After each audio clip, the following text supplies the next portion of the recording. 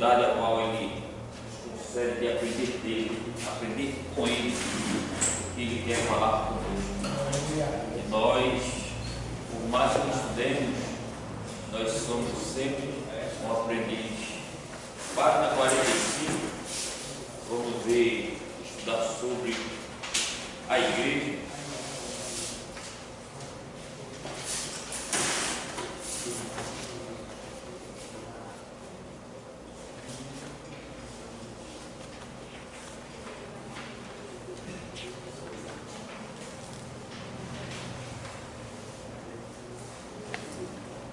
Página 45 da nossa apostila.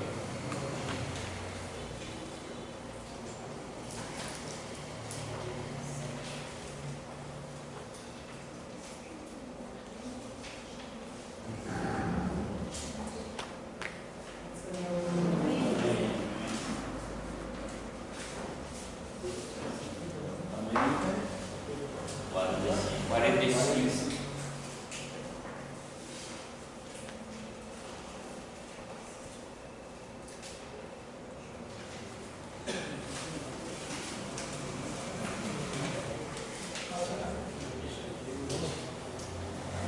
Vamos para a definição de igreja. A palavra igreja vem do grego eclésia e dá a ideia de um povo que é tirado para fora de algo. Aí você pode dizer, sai de fora de onde? Saiu de fora do mundo pecador, está dentro de uma igreja chamada para fora, sair-se fora do pecado. Embora nós perdemos, mas fomos tirados para fora. No grego clássico, o termo era empregado para indicar a assembleia. Nós vemos hoje que a maioria das igrejas, principalmente a pentecostal, se usa o nome de Assembleia de Deus. Porque reunião, pessoas, todas reuniões, você vai ter uma reunião, mas a palavra correta seria, vai ter uma Assembleia Geral da diretoria, uma Assembleia Geral de funcionários. Quando se trata de reunião, é uma Assembleia. Nós somos uma Assembleia que estamos reunidos pela palavra do Senhor, reunidos em Cristo. Por isso que o termo da palavra Assembleia é reunião. Assembleia de Deus, reunião para falar do Espírito de Deus. Aí por isso a palavra Assembleia. Portanto, esse termo significa literalmente assembleia ou grupo tirado para fora. Por exemplo, eu quero fazer uma reunião só com o pastor convoca só os obreiros, vai ter uma assembleia só para obreiros. Aqueles que não foram chamados são membros congregados, fica de fora, mas todos fazem parte da mesma assembleia. Quando ele diz, vou fazer reunião geral, não quero obreiro por algum motivo que está acontecendo, ele tirou para fora aquele povo para conversar. Numa linguagem cristã significa aqueles que nasceram de novo, que foram tirados do mundo e agora pertencem ao Senhor. Ainda tem gente assim, a igreja sou eu. É nada, a igreja do Senhor é cheia de pecado, feito nós. A igreja do Senhor é santa. Ah, vou para a igreja, na igreja sou eu. Não é nada. Nós somos simplesmente templo e morada do Espírito Santo, enquanto nós estivermos na posição que Ele quer. A igreja é a comunidade universal dos filhos de Deus, resgatado pelo sangue de Jesus. Tem muitas pessoas que vão para a igreja, mas não creem que o sangue de Jesus foi derramado por amor dele, por amor de nós. Ainda fica redando, ainda vem o Messias da divina o sangue de Jesus. nós temos o costume de dizer: estou pagando o preço. Não, você não está pagando o preço. O preço já foi pago pelo derramamento do sangue de Jesus. Nós estamos pagando pelo erro que nós cometemos, por decisões erradas que nós cometemos, por deterro. O preço já foi pago lá. O preço de nós estarmos hoje aqui já foi pago. Nós estamos simplesmente pagando aquilo pelos erros que nós cometemos. Se eu tive uma vida desregrada quando estava no mundo, agora chega a enfermidade e vou reclamar de Deus por quê? É a consequência da vida que eu tinha. Um dia a conta chega. E hoje nós devemos agradecer a Deus por estarmos aqui, porque Ele chegou primeiro na nossa vida. E hoje nós estamos aqui na igreja, porque algo Ele tinha de especial na nossa vida.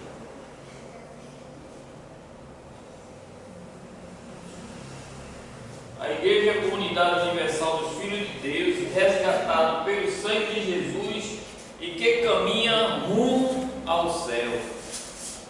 Só que pode ser desse caminho aí você. Caminho para você. Obedecendo às ordenanças da Bíblia, seguindo firme, vir para a igreja, cultuar com os irmãos, como foi dito aqui pelo nosso irmão Antônio, nosso auxiliar Antônio.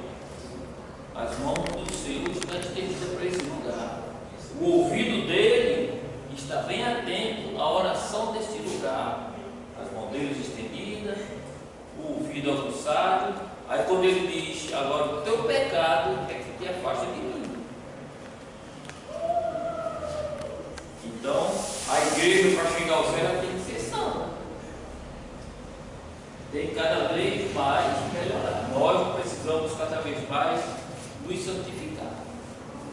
Tem pessoas que o irmão só quer ser santo. Nenhum aqui é santo. Nós procuramos melhorar, nos santificar. A palavra de Deus diz: quem for santo, se santifique mais. O apóstolo Paulo, quando diz: quem tiver de pé, cuide para que não caia, é porque o inimigo está esperando só uma brecha para derrubar. O inimigo não vai entrar pela porta larga, não. Ele vai entrar pela brecha, porque ele sabe que pela porta larga ele está aberto. Mas pela brecha, que a gente diz desapercebido, Neemias, quando levantou o muro, ele disse: fechar as brechas. E pela porta ele sabe que você, o vigilante está de olho. Pela brecha não. Então são essas brechas que fazem com que eu e você percam o caminho do céu. Então nós devemos ficar atentos para isso. Para isso existe a igreja que ora, que busca. Para quê? Para nós nos santificarmos cada vez mais. A igreja serve para isso, para nos reunirmos. Às vezes o irmão está fraco, em casa, por problemas que está passando. Aí fica em casa, não quer vir para a igreja e ora. Às vezes chega da igreja com poucas forças, mas aí escuta uma palavra aqui, um louvor, sai renovado com as forças. É para isso que a igreja é reunida, para determinadas situações que nós chegamos aqui atribulados por problemas pessoais, às vezes até espiritual. Aí fica em casa. Aí a igreja, ninguém da igreja quer me visitar. Está doente? Tu está de cama? Se tiver de cama, a igreja vai dar. Se tiver possibilidade de saúde. Mas com saúde, fica em casa por causa de problema assim. Aí bota a culpa na igreja. Que culpa tem a igreja? A igreja é o corpo do Senhor. E o corpo do Senhor tem culpa de tu ficar em casa por causa dos problemas que estão acontecendo? Se aqui é o lugar de te fortalecer espiritualmente. Uma vez eu cheguei em casa, dei um plantão de até 11 horas da noite. No outro dia de manhã, os irmãos me esperando para ir para Itapsuma. Ajeitar lá o telhado. A laje para ajeitar aqui para usar a laje. Aí eu disse para a Claudete: rapaz, estou cansado, não sei se vou aguentar não. Vai, rapaz, os irmãos estão te esperando, bora. Aí Aí chegou lá, a gente começou a fazer o serviço. Quando eu cheguei em casa, parecia que eu não tinha trabalhado nem a noite nem o dia. Ele ajudou. Está fazendo a obra do Senhor, ele revigora com as forças. Se eu ficasse em casa, ia ficar arriado. Não ia ter nem coragem, não ia ter nem coragem de ir para o culto de noite. Que é isso que o inimigo quer. Então, a igreja é o lugar onde nós revigoramos nossas forças, tanto física como espiritual. Que o inimigo ele sempre vai colocar na nossa cabeça que nós somos fracos, que não vamos conseguir. Aí deixamos de vir para a igreja. Mas quando você chega aqui, dobra seu joelho, como o irmão Antônio disse, quando você se ajoelha e conversa com o Papai do Céu, ele já está ouvindo. Aquela bênção que você pede, ele está ouvindo. Mas não é no momento que eu e você quer, não, é no momento que ele quer. Quando ele fez a promessa a Abraão, passou 25 anos para o filho da promessa surgir. Quando Abraão tomou o atalho mais Sara para usar Agar, o que foi que aconteceu? Problemas. Às vezes nós queremos atalho para resolver os nossos problemas. Às vezes diz, é do teu jeito? Não, é do meu jeito, do meu tempo. Gente, queremos ir, achamos que estamos dentro da igreja, vamos ensinar Deus a trabalhar. Muitas vezes nós pregamos, esperei com paciência no Senhor. Será que nós estamos com a paciência dele? Queremos no tempo da gente. A gente diz, esperei com paciência no Senhor.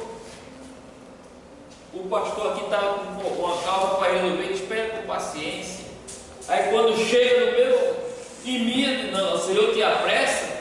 Porque eu mando o meu pastor ter paciência para mim, ele tem que se apressar. Eu tenho que pagar o preço também da espera. A paciência. Porque é na paciência que a gente vence. Porque se nós não tivermos paciência, queremos antecipar as coisas, nós vamos quebrar a cara. E por que nós quebramos a cara? Porque não estamos nos cultos, ouvindo a instrução do Senhor, usando os homens dele para dar instrução. Culto de doutrina, você conta quantas pessoas tem. Ciclo de oração, você conta quantas pessoas tem. E Deus quer orientar a sua igreja. As pessoas escolhem os cultos que vêm. Ah, hoje é o pregador, e não vou nada. Eita, tem um pregador de fora, eu vou. Isso é bênção. E aí? Deus é maravilhoso. No culto lá em cima de doutrina, na quarta-feira, tinha 6 pessoas. Aí o pregador disse, essa pessoa vem na festa, mas Deus vai usar o pregador aqui na festividade para arriar o cardápio. Mas não deu outra na sexta-feira. O pessoal está esperando festa para Deus falar. Deus fala na festa também, é cardápio. É palavra, é conselho. Deus não está dando mais mel das festas, não. Está dando também conselho. Está dando gafanhoto. Está dando gafanhoto. Está dando mel mais não, agora é gafanhoto. João Batista comia mel é gafanhoto. O mel foi está precisando comer mais gafanhoto. Por quê? Porque as pessoas só querem vir para a igreja quando é o dia de domingo. Nos cultos de domingo também está vindo gafanhoto. Está vindo mocotó. Aí as pessoas que não querem se consertar ficam em casa. Depois reclamam da igreja. Vou não, aquele pastor só prega, aquele pregador só prega pesado. Sim, mas se Deus quer consertar a igreja dele, não é motivo da gente ficar em casa quando essas palavras de conserto não, porque nós precisamos nos consertar cada vez mais. Por isso que muitos estão aí perecendo no mundo porque só querem palavra boa. Aí vai para qualquer igreja e dá palavra boa, estão caminhando junto com o líder dessas igrejas para o inferno.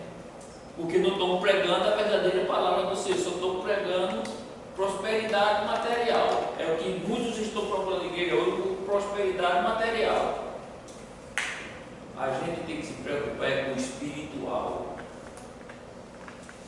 Porque o material, tudo vai ficar. Eu estava no aniversário da minha sogra, eu me perguntou, e aí, está aperreado? Deu uma aperreada. Não, você tem que ter aperreado, e está tudo branco. já estou no bonde da vida mesmo que Deus está me dando, já passei de 60. Para mim está tudo bom, não vou me aperrear mais não. Porque se eu me aperrear, vou ter um infarto, e aí? Resolvi meu problema? Não. Tem pessoas que estão absorvendo até problemas dos outros para si. Problemas que nem pertencem a ele, mas toma para si. Aí fica doente, comprando problemas que não é seu. Então nós devemos ir para a igreja, o tempo que estiver disponível, igreja, porque é aqui que o Senhor está ouvindo a minha e a tua oração, quer nos abençoar, quer nos mostrar a realidade para que nós cheguemos ao céu. A igreja está edificada em Cristo. O Evangelho escrito por Mateus, capítulo 16, versículo 18. Também eu te digo, tu és Pedro, e sobre esta pedra edificarei a minha igreja, e as portas do inferno não prevalecerão contra ela. Quando ele deu o recado a Pedro,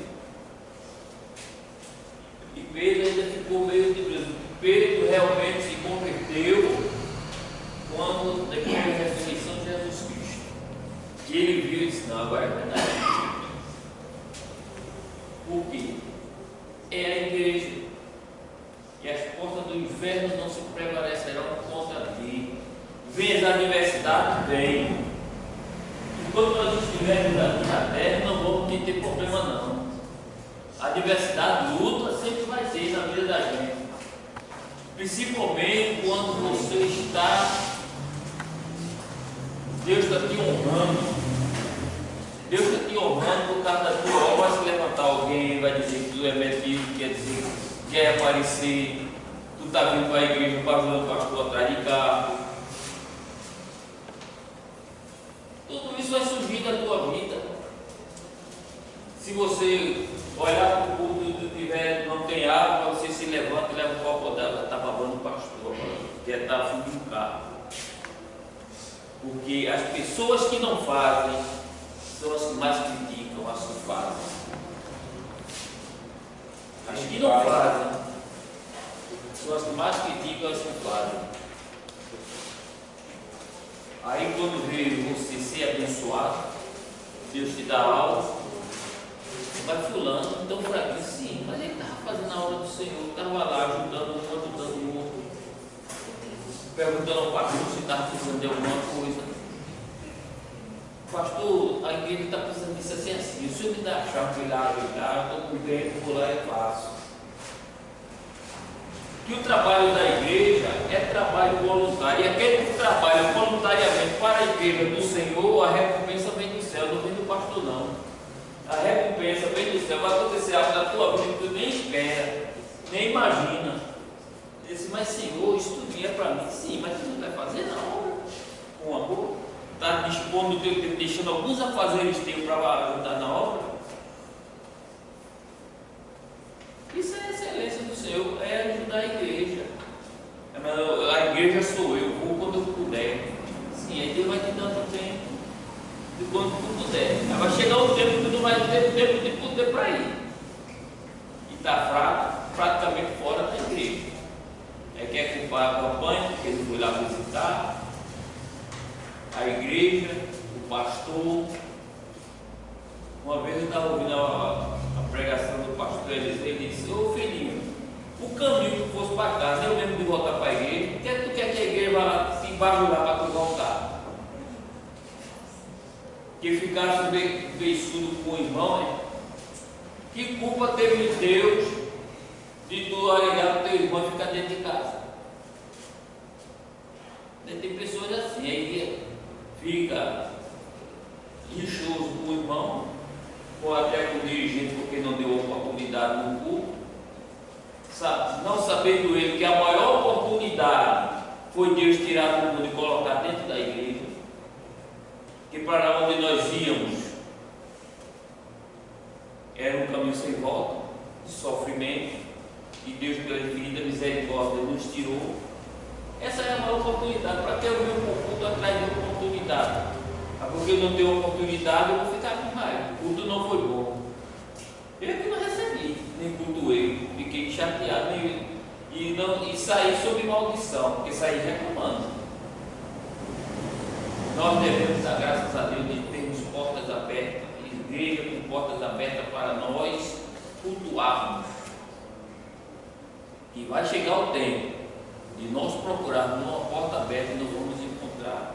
Vamos voltar para o tempo da igreja primitiva, cultuar escondido, dentro de cavernas, como estão fazendo os coreanos e chineses. Aí vai dizer, agora está difícil, mas é preciso que isso aconteça, que é para você ver e aprender que o Senhor quer uma igreja santa, que tempos difíceis virá. Então nós devemos estar sempre na igreja cultuando, adorando a Deus, enquanto nós estamos com as nossas portas abertas. Os tempos que se aproximam são difíceis. É por ele ter guiada, guardada e assistida até a consumação dos séculos. O Evangelho de Mateus, capítulo 28, versículo 20. Ensinando-os a guardar todas as coisas que eu vos tenho ordenado, e eis que estou convosco todos os dias, até a consumação do século. Amém! Isso aqui é uma igreja afiada. Isso é os obreiros do futuro. O futuro da igreja é esse. Que nós já estamos chegando no tempo de só escutar eles pregar. Então, que Deus nos abençoe. Nós devemos orar pela juventude das nossas igrejas, porque é onde o inimigo está investindo e forte, é na juventude da igreja. Nós vemos hoje, neste exame de oculista que tivemos, se você for prestar atenção, a quantidade de crianças que estão usando óculos hoje é infinita. Por quê? Celular. Queimando as retinas dos olhos. Pensa que não. Você chega no... E o pior, que existem adultos também no mesmo sistema. Que nós sabemos que as pessoas que trabalham com o computador, a lei rege para trabalhar 4 horas e descansar 1. Aí a pessoa vai na empresa, reclama que trabalhou 5 horas e descansou 1. Mas passa 5 horas com o celular na cara. Fez o quê? Reclamou da empresa, mas está fazendo pior. Quer dizer, são pessoas que reclamam do bem, mas ela provoca o próprio mal. Porque passa 4 horas aqui na frente do computador, vai descansar 1 hora. Mas passa 5, 6 horas no celular conversando com alguém. A madrugada é toda. Dentro da igreja, não abre a Bíblia. Abre a Bíblia na hora da palavra, depois fecha. O pregador que está dando a pregação ali, manda abrir uma Bíblia e continua fechada. Mas o celular não. A demora é da igreja. O pregador passa 5 minutos da pregação, começa a reclamar. Aí você vai para o celular, vai dormir 1 hora, 2 horas da manhã. Ainda quer que Deus o abençoe.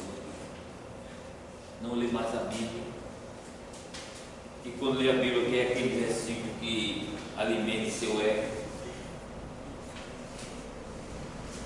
Porque tem pessoas que não é nem o Apocalipse, se ler Deuteronômio, o livro da lei, quando começar a ler, vai fechar logo a Bíblia e não vai aguentar. Quer ver Mocotó? Lê o livro de Deuteronômio para ver.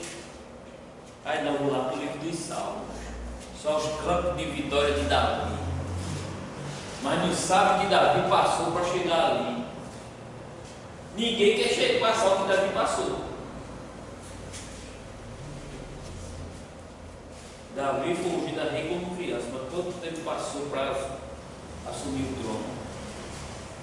O que passou para assumir? Tem pessoas que não querem passar o que Davi passou, vai querer sentar na cadeira de rei.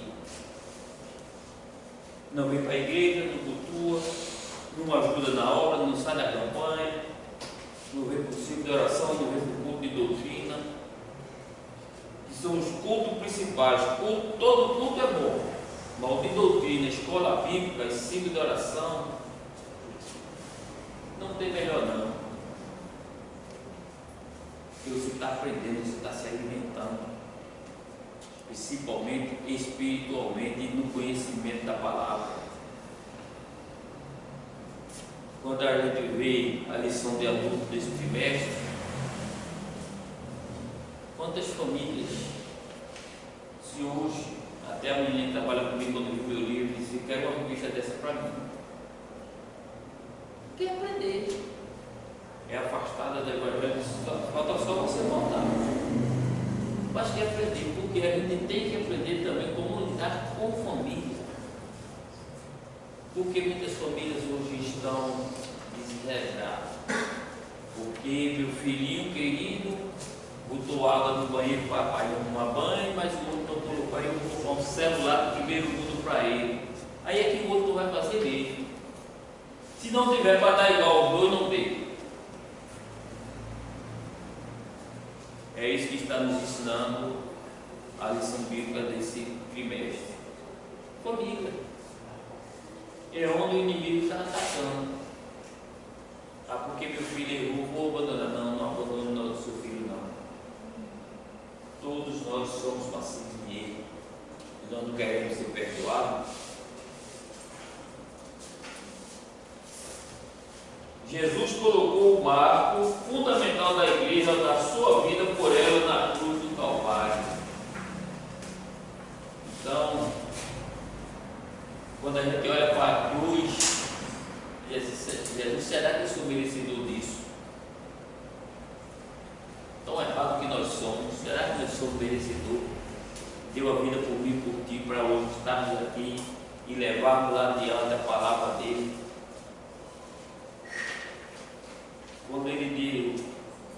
Quando Jesus falou isso aqui para Pedro,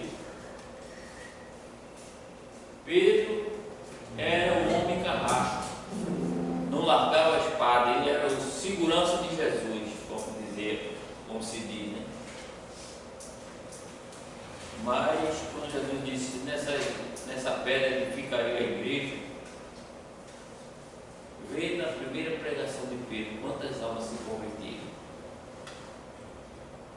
Se ele está dizendo que eu e você vai erguer a igreja sobre nós, então ele vai nos dar suprimento para evangelizar, e através da minha e da tua palavra se converter a igreja.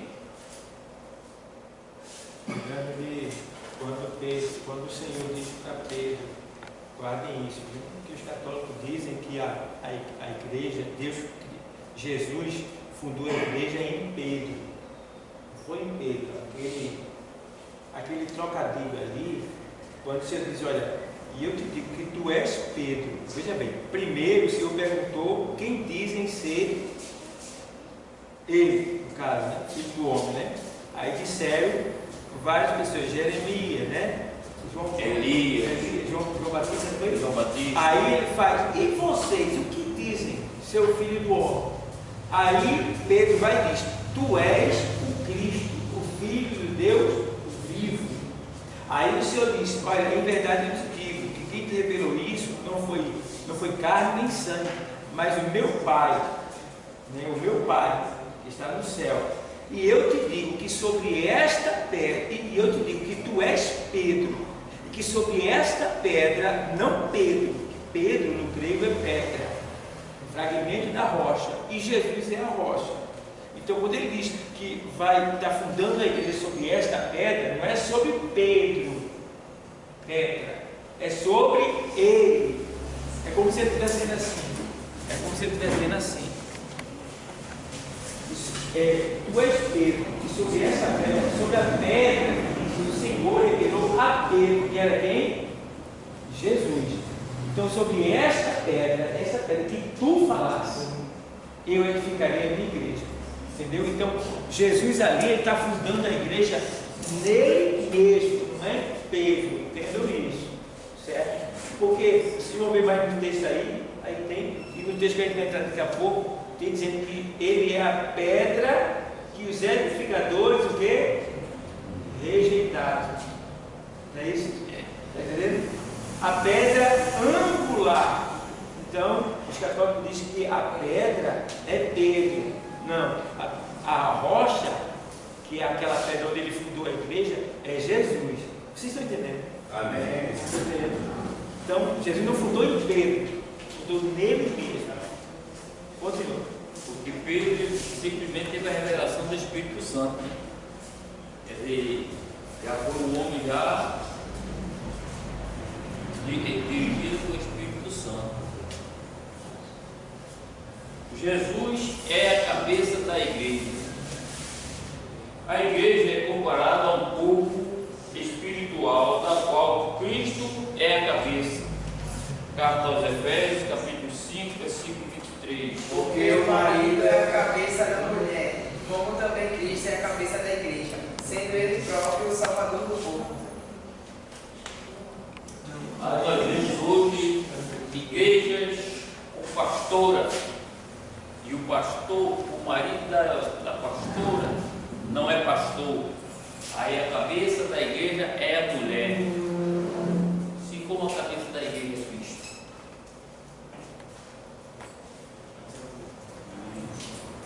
Amém. Quer dizer, se Cristo é a cabeça da igreja, a pastora é a cabeça da igreja, e o pastor muitas vezes não é nada da igreja, simplesmente serve saco.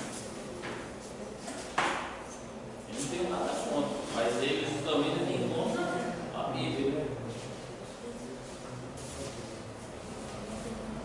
Na cabeça estão os órgãos vitais do corpo. É na cabeça, na face, que estão os olhos, os ouvidos, o nariz e a boca.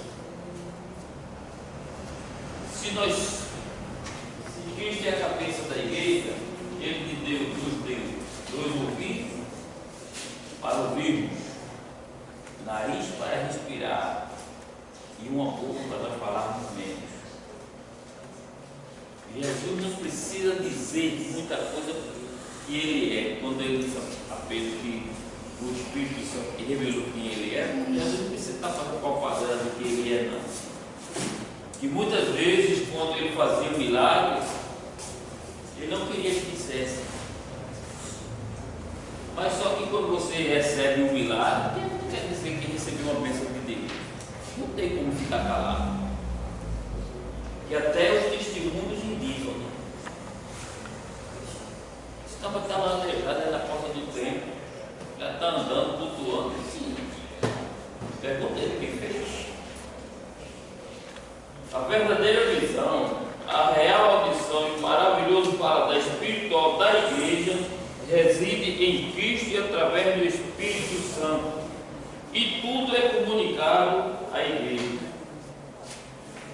O Espírito Santo revela tudo. Você pensa que ele não sabe, mas ele revela tudo. Às vezes você está pensando que não, mas Deus está revelando algo ao líder, às pessoas espiritualmente. Tem pessoas que você não dá nada por elas dentro da igreja, mas não sabe a intimidade que ela tem com Deus. Por isso que hoje muitos líderes estão caídos, porque existem mulheres e homens de Deus que têm intimidade, que está tirando massa muito rica. Na cabeça está o cérebro que comanda o corpo. Quem comanda a igreja? Jesus. A igreja, quando não está firmada na oração e na palavra, está só naquele falatório que não edifica, que não corrige, que não exorta, Jesus não está no controle. E as pessoas que, quando querem palavras que enchem seu ego, Jesus não se agrada, porque a pessoa está querendo se encher, mas nós temos que nos diminuirmos e enchermos de Cristo. Assim Jesus nos lidera, dirige, guia, ensina e orienta. Aí Deus fala com a igreja toda. Mas tem alguém que está errado, não foi para mim não, foi para o irmão. Foi para mim não, foi para a irmã. Aí chega da Santa Ceia, ainda tem Paulo corrigindo aí, examine-se o homem a si mesmo. E o caminhante não quer se corrigir. E Deus está ensinando, está mostrando, está dirigindo, está corrigindo, mas não quer. Aí depois quando vem as intempéries da vida, aí começa a reclamar, começa a murmurar, porque Deus me abandonou. Deus não abandonou não, a gente tem que sair da presença dele, o nosso coração endurecido aos seus ensinamentos. Quantas vezes nossos pais nos orientou para fazer algo, nós desobedecemos, e qual foi o resultado? Que é papagaio lá fora e em casa uma pizza. Ou está pensando que o Papai do Céu também nos corrige? Não. Corrige. Eu tenho um irmão, ele não é evangélico, e a esposa frequentando a igreja, ele disse: olha, tu está pensando que quando o Papai do Céu te pegar vai ser de sandália havaiana, né? Ele vai dar de coisa de porrete de pau, porque tu está em troncha toda. Ele não vai te dar de barrote, de sandália havaiana não. Veja, se isso não é triste para uma pessoa que se disser evangélica, o ímpio dizer isso, Papai do Céu vai dar de sandália agora não, vai dar de barrote. Então, se Deus está dirigindo, está nos dando palavra, então está indo para a igreja, está ouvindo a palavra, está fazendo o contrário. É por isso que muitas pessoas, por isso que esse pregão ainda não é evangélico. Mas toda vez que tem festividade da igreja, ele pergunta logo a Claudete: quanto é meu? O que é que eu vou dar? Quer dizer, às vezes você está pensando em ganhar, está jogando mais para distante ainda da igreja, com atitudes. E Deus do corpo não corrige, só porque está ouvindo.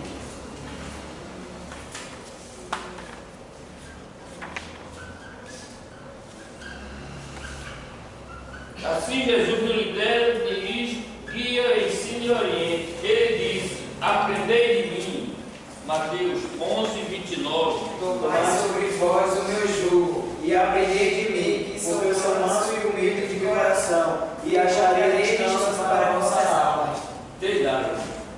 Treinaram a questão de estudar a lição. Fizeram o dever de casa.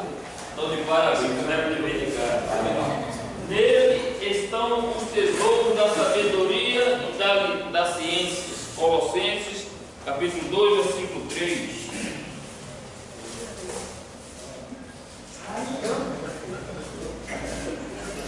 Em quem estão escondidos todos os tesouros da sabedoria e da ciência. Jesus disse: um só é o vosso mestre. Mateus capítulo 23, versículo 8. Vós, porém, não queirais ser chamados rabi, porque um só é o vosso mestre, a saber, o Cristo, e todos vós sois irmãos. Tem pessoas porque, através do nome de Jesus Cristo, que põe as mãos, todas, faz milagres, aí se acham Deus. Se acham igual a Jesus Cristo. Mas ele disse: só um é mestre. Só ele é mestre. Ele foi feito para nós, por Deus, sabedoria. Primeira carta de Paulo aos Coríntios, capítulo 1, versículo 30. Mas vós sois dele, em Cristo Jesus, o qual se nos tornou da parte de Deus, sabedoria, justiça, santificação e redenção. Então nós temos que ter sabedoria, a justiça, para fazer tudo aquilo que Deus quer. Porque meu irmão errou contra o meu outro irmão, não, porque esse é meu irmão de sangue, mas eu defender, não. A justiça de Deus, ele não quer isso, não. tem que ser correto. É essa justiça que ele quer. Não porque é meu irmão de sangue, eu tenho que defender. Não. Errou, vai pagar para justiça. E embora eu tenha que sofrer muito com ele, e às vezes a gente não quer ver sofrer, aí vai também no estreito, vai ter que pagar. Porque se eu prego a justiça, como é que quando chegar na minha mão eu vou fazer a injustiça? Porque muitas vezes a gente prega e Deus coloca a situação na nossa mão para ver qual é a nossa decisão, se é aquilo mesmo que nós pregamos. Quando eu disse aqui na aula passada que o irmão terminou de pregar sobre a diversidade da vida, exortando a igreja, quando terminou o culto, ele, na hora que terminou o culto, começou a conversar, estava reclamando por causa dos problemas. Foi. Aí a dirigente do Círculo de Oração não tem papo na língua, disse: "E quando o senhor pregou agorinha, como é que eu vou acreditar na sua pregação se o senhor já está reclamando contra aquilo que o senhor estava pregando?" Pregou, mas não está vivendo, né? É. Quer dizer, se eu vou pregar que Deus é amor, aí o cara se levanta contra mim, Deus é amor, mas eu não. E aí? Quem vai dar crédito à minha palavra? Ninguém. Se eu estou pregando, não estou vivendo.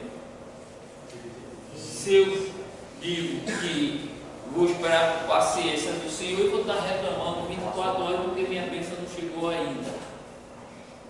Então são coisas que às vezes as pessoas se perdem por isso, porque não estão vivendo completamente o que estão pregando. Então, se Deus diz que nós somos justiça, amor, então nós temos que demonstrar. Porque se Deus é amor, Ele vai colocar problemas na nossa vida para a gente amar. Vai botar alguém, a irmã Silvânia que de lá do, disse: "Deus me ensina a amar." Ela disse: "Eu pensei que vinha só uma onda, mas veio foi o oceano todo sobre mim, eu tenho que abraçar." Eu abraçar quem me abraça é muito bom. Jesus disse: "Eu tenho que amar teus inimigos." É meu amigo, é os nossos inimigos. E orar por ele. Quando Paulo diz: "Quando teu inimigo tiver fome, dá de comer. Quando tiver sede, dá de beber." Que um dia o Espírito Santo vai dizer: "Mas rapaz, eu faço tanto quanto esse irmão, e alguma coisa ele vai fazer, mas ele vai se tornar teu amigo." Ou então ele vai se mudar, porque lutou e não conseguiu. Ou morre, né? É. Ou se muda, ou se completa, morre. Porque quando ele se levantar, mesmo que você não queira abraçar, mas ore por ele. Apresente a causa ao Senhor. Eu digo isso que eu já tive um vizinho assim que incomodava os outros dois de lado. "Vamos lá, irmão." Eu digo: "Não." Se eu não tivesse uma também de lado, não. Qual é a arma da gente? A arma da gente é joelho. A arma do crente é joelho. Porque nem sempre o amor anda abraçado, anda abraçado com o inimigo. Ora por ele, O que foi acontecer? muda a situação. Mudou-se os dois e estavam me chamando para ir na casa dele e ele. Saiu os três. E se eu tenho que tomar decisão? Apenas para ver desse jeito que tu é crente, teu pastor sabe disso. E aí? Ela disse: "Não, a arma da gente é joelho. Vai para a gente em oração. É só que nós devemos, não podemos confrontar com ele para não perecermos e nem envergonharmos o nome de Jesus." Entrega a Jesus, quem entrega a Deus. E ele sabe a melhor maneira de tratar. Graças a Deus está todos os três vivos, mas se mudaram. Está todos os três vivos, graças a Deus, mas se mudaram. Alguma coisa Deus faz. Ele só não deixa não. Não, Como ele diz que os olhos do ouvido dele está bem atento à oração desse lugar, e as mãos estendidas para abençoar. Quando Salomão estava orando da construção do templo, apresentando o templo ao Senhor, foi que ele disse: "Até o estrangeiro saindo para a batalha, orar em direção a essa casa, ele vai ser vitorioso. Por que é que eu vou ficar em casa se eu tenho a igreja para estar aqui orando, junto com os irmãos? Um orando pela causa do outro. Porque quando eu oro pela causa do meu irmão, Deus está agindo na minha. Mas hoje as pessoas vêm para a casa dos Deus só pedindo: eu quero, me dê. Não sabe nem pedir. Que exige: eu, pai, eu quero, papai do céu, eu quero. Eu queria ser o que tu quer, eu vou te dar o que tu precisa. Tu quer uma galinha boa, né? Eu vou te dar a fonte, vou te dar 2 ovos. Não é assim. Que é para a gente se contentar. E ele está no negócio, ele não vai deixar perecer, mas não é do jeito que a gente quer. Porque se nos der do jeito que nós queremos, nós vamos nos perder. E como ele sonda nosso coração, ele não vai dar. Amém? Amém. A direção está do nosso pastor Dão.